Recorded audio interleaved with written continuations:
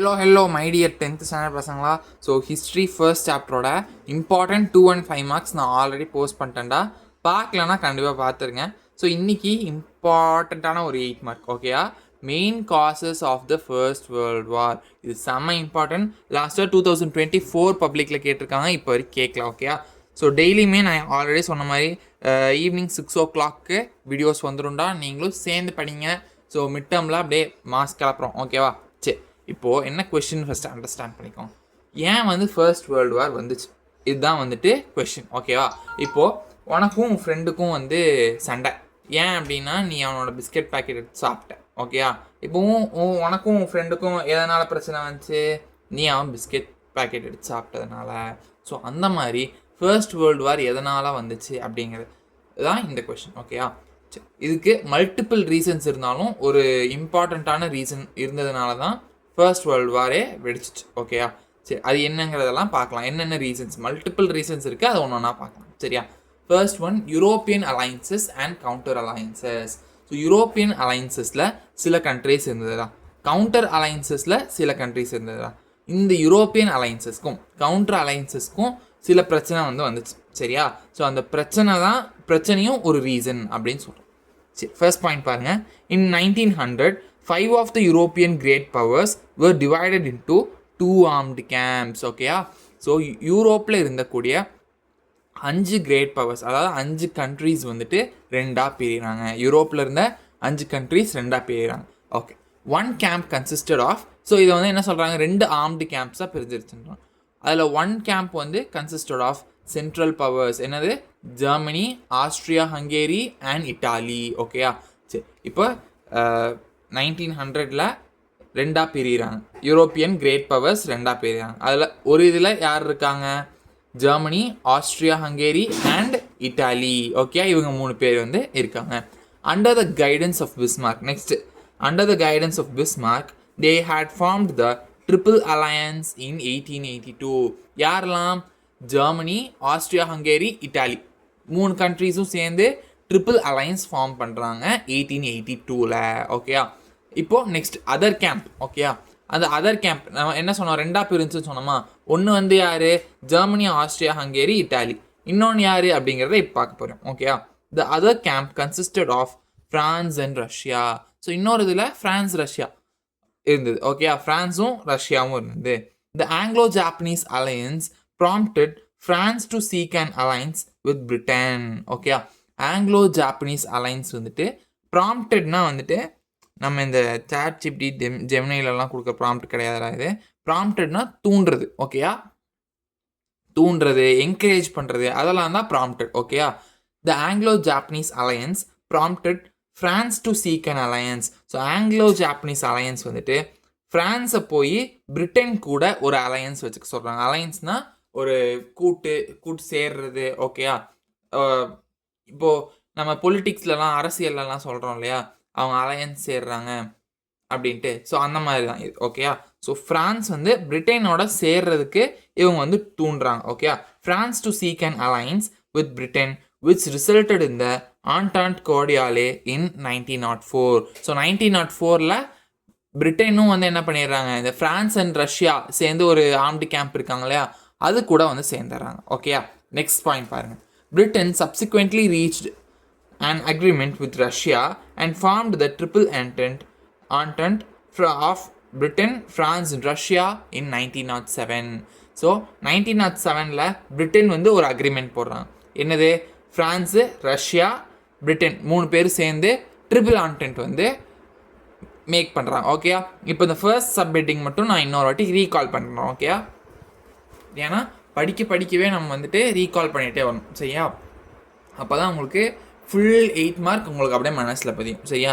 நீங்கள் அப்படியே ஒரு வாட்டி படிச்சுட்டு தமிழில் ஒரு வாட்டி அப்படியே நீங்களே அந்த கதை மாதிரி படிச்சுட்டு ஒரு வாட்டி சொல்லி பார்த்துட்டு அதுக்கப்புறம் நீங்கள் இங்கிலீஷில் ஒரு வாட்டி ரீட் பண்ணிட்டீங்கன்னா உங்களுக்கு நல்லாவே புரிஞ்சும் சரியா. ஃபர்ஸ்ட் சப்ஹெட்டிங் இந்த என்னது, European alliances and counter alliances. So இதில் என்னெல்லாம் படித்தோம், 1900 ஓகே. 1900 வந்துட்டு 5 யூரோப்பியன் கிரேட் பவர்ஸ் இருந்துச்சு. ஸோ அந்த 5 யூரோப்பியன் கிரேட் பவர்ஸும் ரெண்டாக வந்து பிரிஞ்சாங்க. ஸோ அதில் ஒன்று வந்துட்டு என்னதுப்பா, அந்த 1 கேம்பில் வந்துட்டு யாரெல்லாம் இருந்தாங்க, ஜெர்மனி, ஆஸ்ட்ரியா ஹங்கேரி, இட்டாலி, இவங்க 3 கண்ட்ரீஸும் இருந்தாங்க. சரியா? இந்த 3 கண்ட்ரீஸும் என்ன பண்ணாங்க? கைடன்ஸ் ஆஃப் பிஸ்மார்க்கோட தலைமையில் என்ன பண்ணுறாங்க? ட்ரிபிள் அலையன்ஸ் ஃபார்ம் பண்ணுறாங்க. எந்த இயரில்? 1882ல். சரியா? ஸோ அதுக்கப்புறம் அந்த இன்னொரு கேம்ப் இருக்கு இல்லையா, த அதர் கேம்ப், அதில் வந்துட்டு யாரெல்லாம் இருந்தாங்க? ஃப்ரான்ஸும் ரஷ்யாவும் இருந்தாங்க. அப்போ Anglo Japanese alliance, okay, Anglo Japanese alliance வந்துட்டு என்ன ப்ரிஃபர் பண்ணாங்க?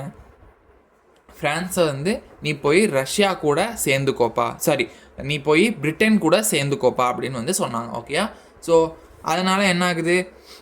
ஃப்ரான்ஸ் வந்து பிரிட்டன் கூட சேர்ந்துடுறாங்க. ஸோ இதோட ஃப்ரான்ஸும் பிரிட்டனும் சேர்ந்தது தான் என்னது? ஆண்டாண்ட் கோடியாலே. இது எந்த வருஷம் நடக்குதுப்பா? 1904. சரியா? அதுக்கப்புறமா பிரிட்டன் வந்து ஒரு அக்ரிமெண்ட் வந்து சைன் பண்ணுறாங்க. அந்த அக்ரிமெண்ட் என்னது?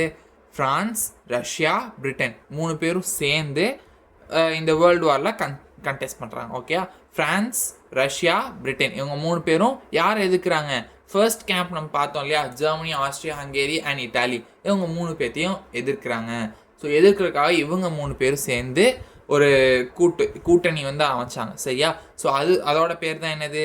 Triple entente. இது வந்து 1907 வந்துட்டு அவங்க லான்ச் பண்ணுறாங்க. ஓகேயா? வெயிட், செகண்ட் சப்ஹெட்டிங் காட்டவா? Violent forms of nationalism. So next ஒரு ரீசன், வேர்ல்டு வார்க்கு ரீசனாக இருந்தது இதுதான். Okay, violent form of nationalism. Okay, with the growth of nationalism. Okay, நேஷ்னலிசம்னா என்னென்னா நாட்டுப்பற்று. ஓகேயா? என்னோட நாடு மேலே எனக்கு நிறைய பற்று இருக்குது அப்படிங்கிறது. ஓகேயா? ஆனால் with the growth of nationalism, the attitude of my country right or wrong I support developed. அப்படின்னா இப்போது அம்மாலாம் இருக்காங்க. சரியா? அம்மா வந்து இப்போ நீ என்ன தான் வந்து தப்பு பண்ணியிருந்தாலும் அவன் என் பையங்க, அவன் அந்த மாதிரிலாம் எதுவும் தப்பு பண்ணியிருக்க மாட்டான் அப்படின்னு சொல்லுவாங்க. இல்லைனா அவன் பண்ணுறது ரைட்டோ தப்போ நான் வந்து சப்போர்ட் பண்ணுவேங்க அப்படின்னு நிறையா அம்மா தான் சொல்லுவாங்க இல்லையா? ஸோ அந்த மாதிரி வந்து மாற ஆரம்பிச்சிட்டாங்க மக்கள் என்ன சொன்னாங்க? அது ஏன் கண்ட்ரி, ரைட்டோ தப்போ நான் வந்து சப்போர்ட் பண்ணுவேன். அந்த மாதிரி ஒரு ஆட்டிடியூட் வந்து வளர ஆரம்பிச்சது. ஓகேயா? அதை என்ன சொல்கிறாங்க? With the growth of nationalism. So நாட்டுப்பற்று அதிகமாக என்ன சொல்ல ஆரம்பிச்சிட்டாங்க? The attitude of my country right or wrong I support. ஓகேயா? ரைட்டோ தப்போ என் கண்ட்ரிங்க, அது என் கண்ட்ரியை நான் வந்து சப்போர்ட் பண்ணுறேன் அப்படிங்கிற அந்த ஒரு ஆட்டிடியூட் வந்து டெவலப் ஆச்சு. ஸோ அதனால தான் இங்கிலாண்டில் ஜிங்கோஸும், ஃப்ரான்ஸில் சாவ்னிசம் அண்ட் ஜெர்மனியில் கல்ச்சர் 3மே வந்துட்டு என்னாச்சு? வளர தொடங்குச்சு. Were militant forms of nationalism contributing decisively to the outbreak of war. So இந்த 3 ஃபார்ம்ஸ் ஆஃப் நேஷனலிசம், ஓகேயா, இவங்கெல்லாம் ஒரு விதமாக அவங்களோட நாட்டுப்பற்றை வந்து வெளிப்படுத்தினாங்க. ஸோ இதுவும் வந்துட்டு அவுட்பிரேக் ஆஃப் வேர்ல்டு வார்க்கு ஒரு முக்கியமான காரணமாக இருந்தது. ஓகேயா? செகண்ட் சப்ஹெட்டிங் என்னதுப்பா? Violent forms of nationalism. So violent forms of நேஷனலிசமில் என்ன பார்த்தோம்? ஸோ நேஷனலிசம் அதிகரிக்க நம்ம என்ன சொல்ல ஆரம்பிச்சிட்டாங்க மக்கள்? என்னோட கண்ட்ரி ரைட்டோ தப்போ நான் வந்துட்டு சப்போர்ட் பண்ண தான் செய்வேன். ஓகேயா?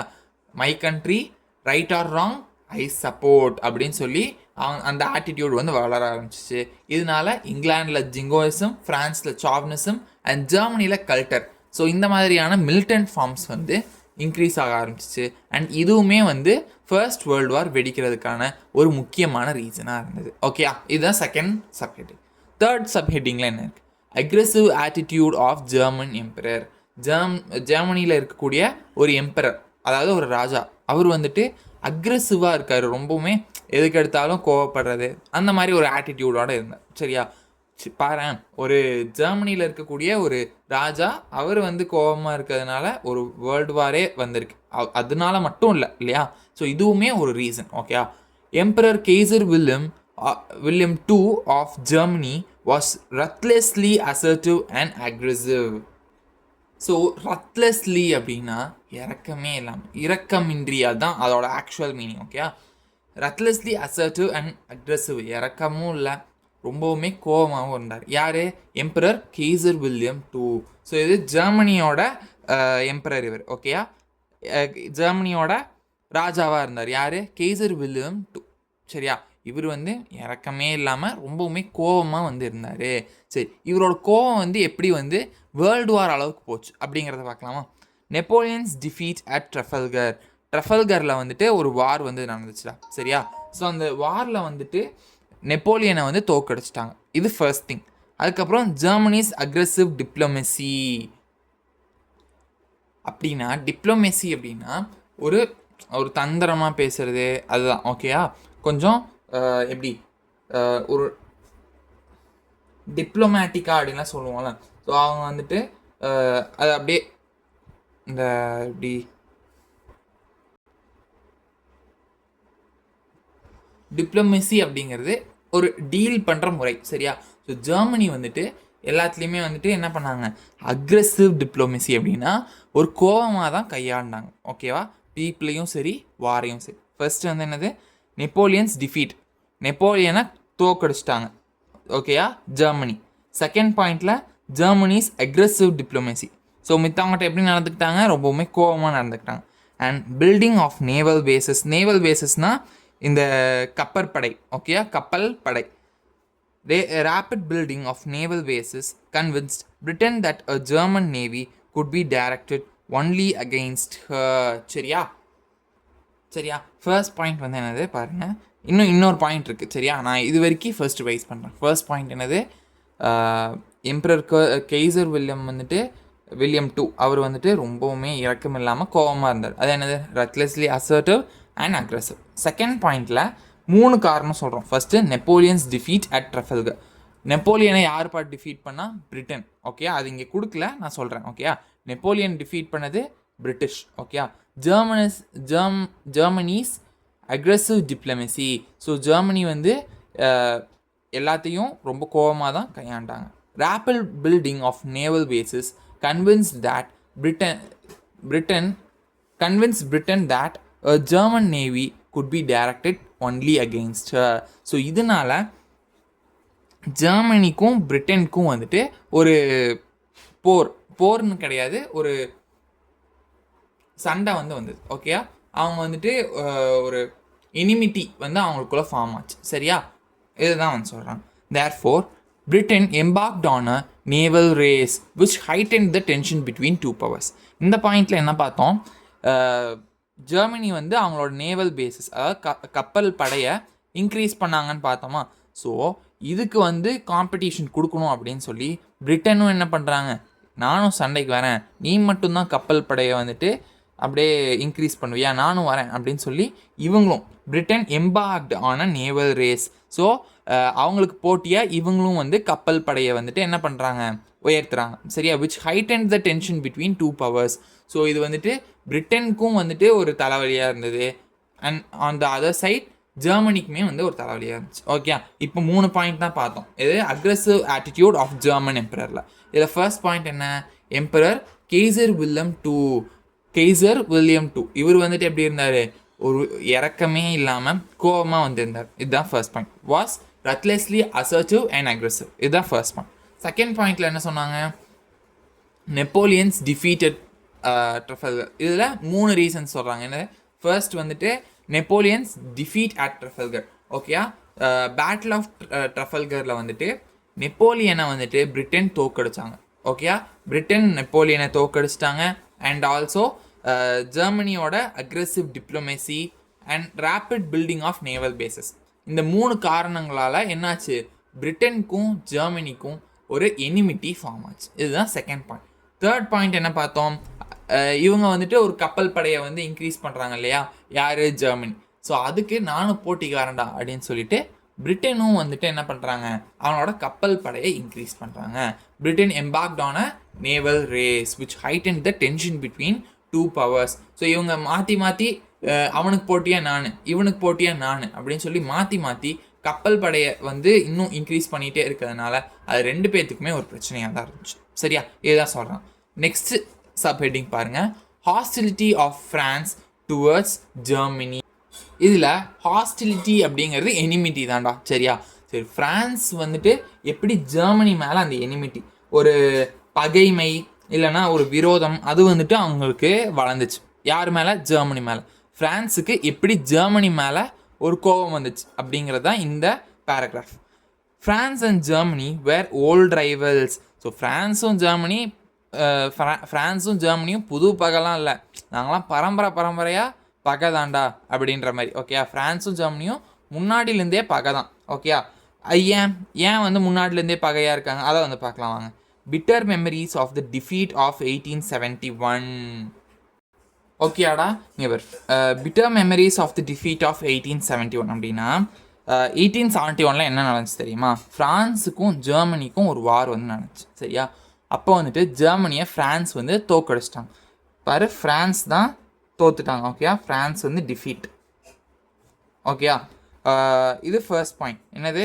Bitter memories of the defeat of 1871. 1871 France தோத்துட்டாங்க. And loss of Alsace and Lorraine. 1871 அந்த வேர்ல்டு வார்க்கு முன்னாடி வந்துட்டு ஆல்சேஸ் லொரைன் ரெண்டுமே வந்து ஃப்ரான்ஸ்கிட்ட தான் இருந்தது. அதை வந்துட்டு ஜெர்மனி வந்து கைப்பற்றிட்டாங்க. ஓகேவா, ஜெர்மனி அவங்க கண்ட்ரோலில் கொண்டு வந்துட்டாங்க. Wrangled the minds of the French. So இதெல்லாமே வந்துட்டு ஃப்ரெஞ்ச் மக்களுக்கிடையே வந்துட்டு அது எப்படி அவன் என்னோட பார்ட்ஸ் ஆஃப் ஃப்ரான்ஸ் தான் வந்துட்டு என்னது ஆல்சேஸ் லொரைன். ஸோ என்னோடய பார்ட்ஸ்லாம் எப்படி அவன் கையப்பட்டுடலாம் அப்படிங்கிற மாதிரி அவங்க வந்துட்டு கோவப்பட்டாங்க. Okay, hostility of France towards Germany. என்னது? 2 ரீசன் இருந்தது. ஃபர்ஸ்ட் ரீசன் வந்து என்னது? 1871 அவன் என்னை வந்து தோக்கடிச்சால, அது எப்படி அவன் தோக்கடிக்கலாம்? அவன் எப்படி என்னோட பார்ட்ஸ் ஆஃப் ஃப்ரான்ஸ் என்னது ஆல்சேஸ் லொரைன் இதெல்லாம் அவன் வந்து கைப்பற்றிட்டான். ஸோ அப்போ வந்துட்டு கண்டிப்பாக இவனை பழி வாங்கணும் அப்படிங்கிற ஒரு மைண்ட் செட் வந்து ஃப்ரெஞ்ச் மக்களுக்கிடையே வந்தது. அதுதான் hostility of France towards Germany.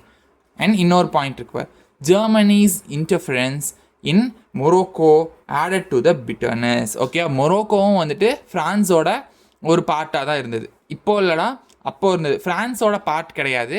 Morocco வந்துட்டு ஃப்ரான்ஸ் வந்து ரூல் பண்ணிகிட்டு இருந்தாங்க. ஓகேயா, அவங்க கைக்குள்ளே வச்சுட்டு இருந்தாங்க. ஆனால் அதை வந்து ஜெர்மனி வந்து கைப்பற்றினாங்க. ஓகேயா, ஸோ 3 ரீசன்ஸ் இருக்குது. ஃப்ரான்ஸும் ஜெர்மனியும் வந்துட்டு அவங்களோட பகைக்கு என்னென்ன காரணம்? ஃபஸ்ட்டு வந்து ஜெர்மனி ஃப்ரான்ஸை வந்து என்ன பண்ணாங்க? வீழ்த்திட்டாங்க, தோக்கடிச்சாங்க 1871. செகண்ட் பாயிண்ட் வந்து என்னது?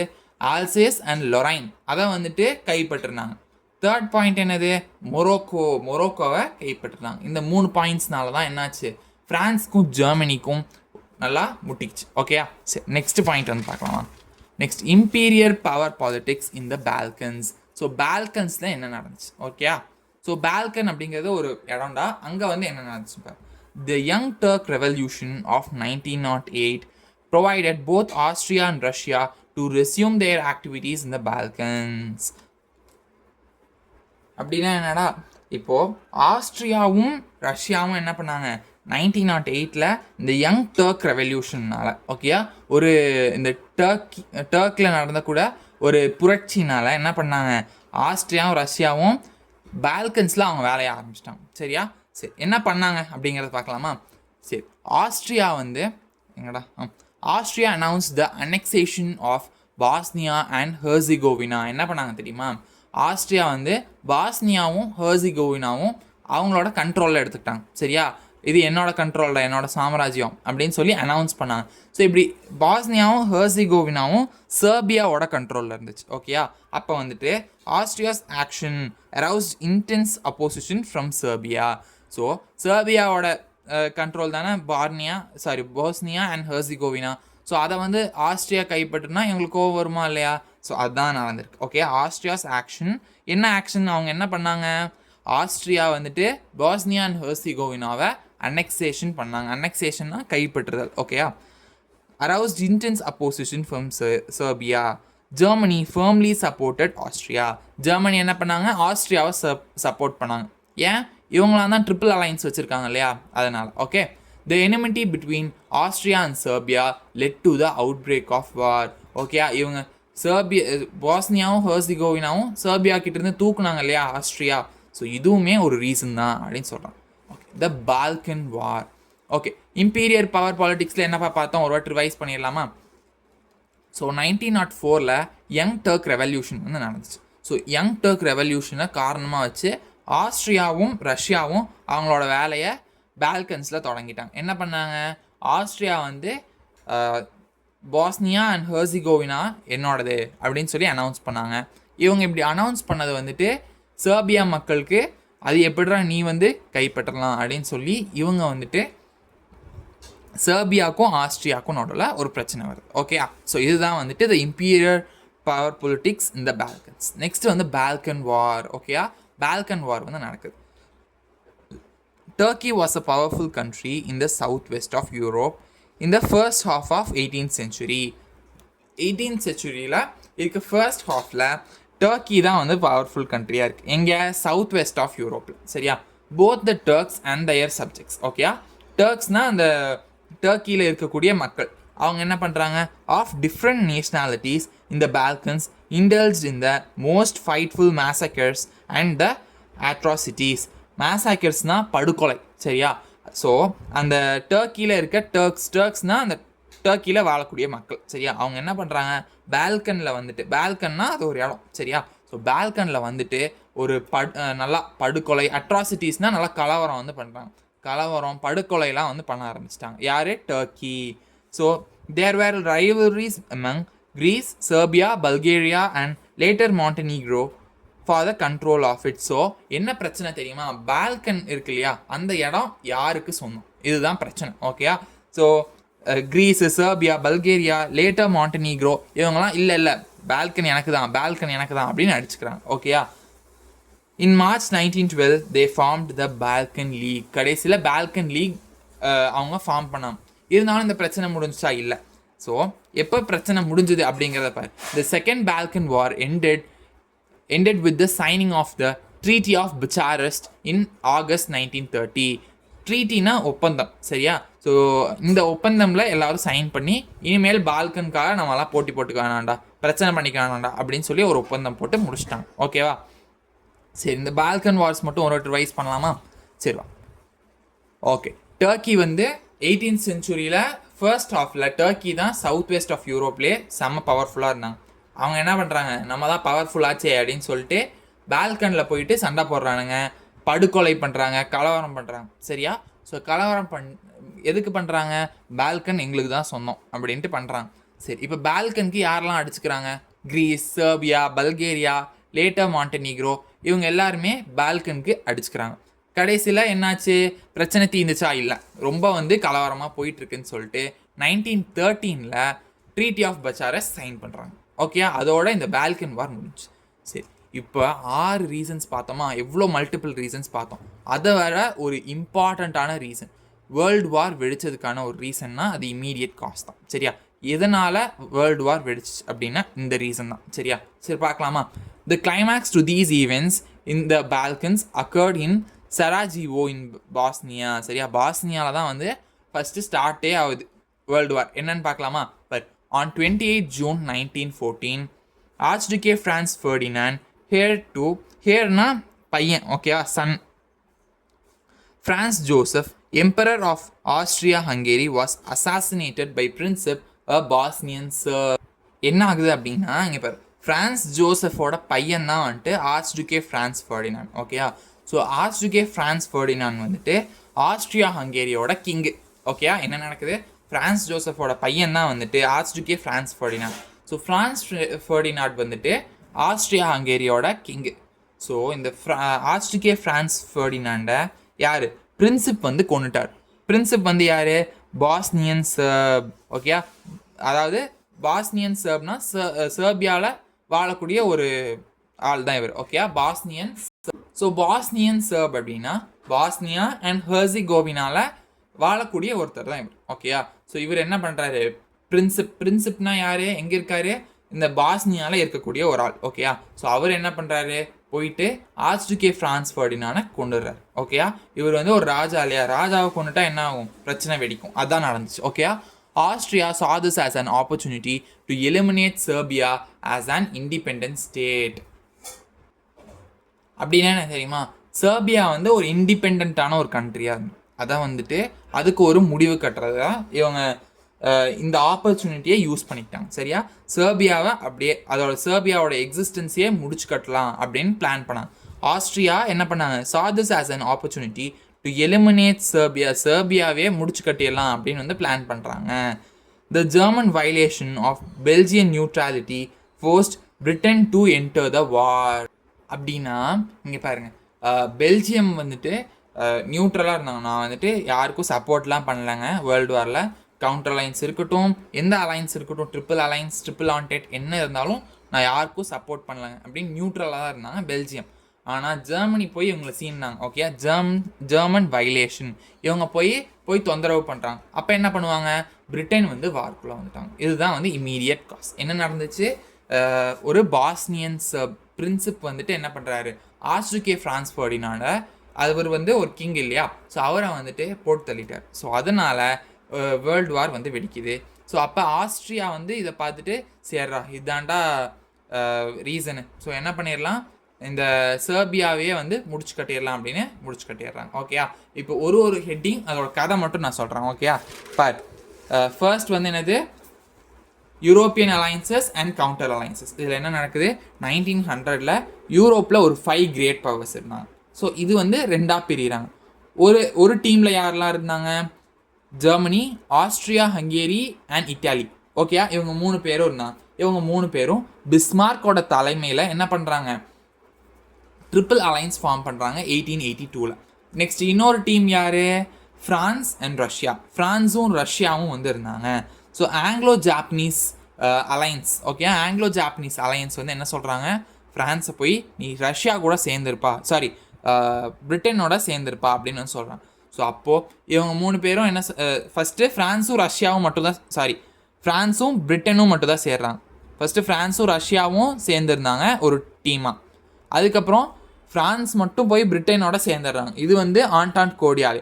அதுக்கப்புறமா பிரிட்டன் ஒரு அக்ரிமெண்ட் வந்து போடுறாங்க. சரியா, அந்த அக்ரிமெண்ட்க்கு அப்புறம் ஃப்ரான்ஸ், ரஷ்யா, பிரிட்டன் 3 பேருமே சேர்ந்துடுறாங்க. இதுதான் ட்ரிபிள் ஆண்டான்ட். ட்ரிபிள் ஆண்டான்ட் எப்போ நடந்துச்சு, 1907. Next violent forms of nationalism.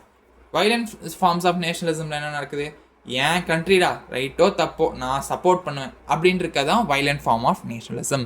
So அதில் தான் England's jingoism, France chauvinism, Germany's கல்ட்டா, இதெல்லாம் வந்து இந்த மிலிட்டன்ட் ஃபார்ம்ஸ் எல்லாம் வந்துட்டு ஃபர்ஸ்ட் வேர்ல்டு வார்க்கு ஒரு ரீசனாக இருந்தது.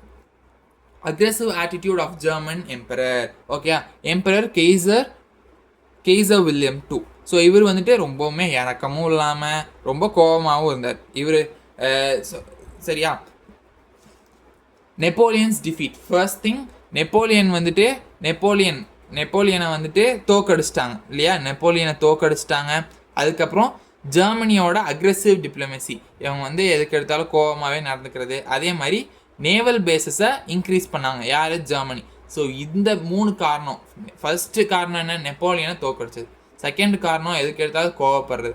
3வது காரணம் என்னது, கடல் படை இல்லையா, கப்பற்படையை இன்க்ரீஸ் பண்ணது. 3த்தையும் பண்ணதுனால இப்போது ஜெர்மனிக்கும் பிரிட்டனுக்கும் வந்து சண்டை வர ஆரம்பிச்சிருச்சு. ஸோ இப்போ என்ன பண்ணுறாங்க, பிரிட்டன் மட்டும் நான் மட்டும் சும்மாவான்னு சொல்லிட்டு இவங்க என்ன பண்ணுறாங்க, கப்பல் படையை இன்க்ரீஸ் பண்ணுறாங்க. ஸோ மாற்றி இவங்களுக்குள்ள கப்பல் படையில் இடிச்சுக்கிறதுனால அது 2 பேர்த்துக்குமே பிரச்சனையாக தான் முடிஞ்சிச்சு. நெக்ஸ்ட் என்ன, hostility of France towards Germany. ஃப்ரான்ஸ்க்கும் ஜெர்மனிக்கும் எதனால் பிரச்சனை வந்துச்சு, ஃப்ரான்ஸ் அண்ட் ஜெர்மனி அவங்க 2 பேரும் இப்போது நேற்று இன்னைக்கெலாம் இல்லை, முன்னாடியிலேருந்தே பகை தான். எதனால், ஃபர்ஸ்ட் திங் 1871 ஜெர்மனி வந்து ஃப்ரான்ஸை தோக்கடிச்சாங்க. இது first reason. Second reason, Alsace and லொரைனை வந்துட்டு கைப்பற்றினாங்க. தேர்ட் ரீசன், மொரோக்கோவை கைப்பற்றினாங்க இல்லையா. ஸோ இந்த 3 ரீசன்னால ஃப்ரான்ஸ்க்கும் ஜெர்மனிக்கும் முட்டிக்குச்சு. ஓகேயா, நெக்ஸ்ட்டு இம்பீரியல் பவர் பாலிட்டிக்ஸ் இன் பால்கன்ஸ். ஸோ பால்கன்ஸில் நடந்த பிரச்சனை என்ன, 1908 ஆஸ்ட்ரியாவும் 1908 என்ன நடந்துச்சு, யங் டர்க் ரெவல்யூஷன். டர்க்கியில் நடந்த புரட்சினால் ஆஸ்ட்ரியாவும் ரஷ்யாவும் பால்கனில் என்ன பண்ண ஆரம்பிச்சிட்டாங்க, அவங்க வேலையை காட்ட ஆரம்பிச்சிட்டாங்க. ஓகே, என்ன வேலையை காமிச்சாங்க, ஆஸ்ட்ரியா வந்து அனௌன்ஸ் பண்ணாங்க பாஸ்னியாவும் ஹெர்சிகோவினாவும் இனிமேல் இருந்துப்பா அப்படின்ட்டு. அப்போ உடனே அது எப்படி நீ சொல்லலாம் அப்படின்னு சொல்லிட்டு சர்பியா மக்கள்லாம் ரொம்பவுமே கோபம் அடைச்சாங்க. ஓகேயா, பாஸ்னியாவும் ஹெர்சிகோவினாவும் சர்பியாவோடது. இப்போது ஆஸ்ட்ரியா வந்து இது என்னோடது அப்படின்னு அனௌன்ஸ் பண்ணோன்னே ஆஸ்ட்ரியாவுக்கும் சர்பியாவுக்கும் நடுவில் பிரச்சனை ஆயிடுச்சு. ஸோ இதுவுமே ஒரு ரீசன் தான் எதுக்கு, வேர்ல்டு வார் 1க்கு. Next Balkan wars. So Balkan வந்து யாருக்கு சொந்தம் அப்படிங்கிறது தான் இது இல்லையா. அப்போ என்ன ஆகுது, ஃபர்ஸ்ட்டு டர்க்கியில் இருக்க மக்கள்லாம் போயிட்டு அடிதடி கலவரம் இதிலலாம் வந்து ஈடுபடுறாங்க.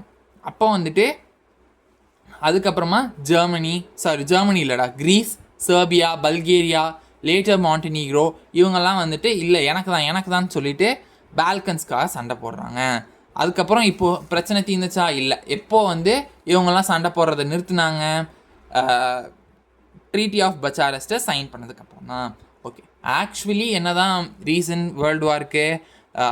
இந்த பிரின்சிப் இருக்கார் இல்லையா, ஸோ பிரின்சிப் பாஸ்னியன் சர்ப், பாஸ்னியாவில் இருக்கக்கூடிய ஒரு சர்ப், அவர் வந்துட்டு என்ன பண்ணார், போயிட்டு ஆர்ச்டுகே ஃப்ரான்ஸ் ஃபெர்டினாண்டை கொண்டுட்டார். சரியா, இதுவுமே ஒரு ரீசன் தான். இதுதான் ஆக்சுவலி ஒரு இம்பார்ட்டண்ட்டான ரீசன்.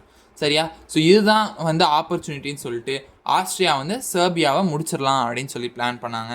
ஸோ இதனால தான் வந்து வேர்ல்டு வாரே வந்து வெடிச்சிச்சு. ஓகேயா, ஸோ உங்களுக்கு இந்த 8 மார்க் நல்லா புரிஞ்சிருக்கும்னு நினைக்கிறேன். டிஸ்கிரிப்ஷனில் இதோட PDF வந்து வைக்கிறேன்ப்பா, அப்படியே PDF வச்சு நீங்கள் ரிவைஸ் பண்ணிக்கோங்க. Okay, thank you.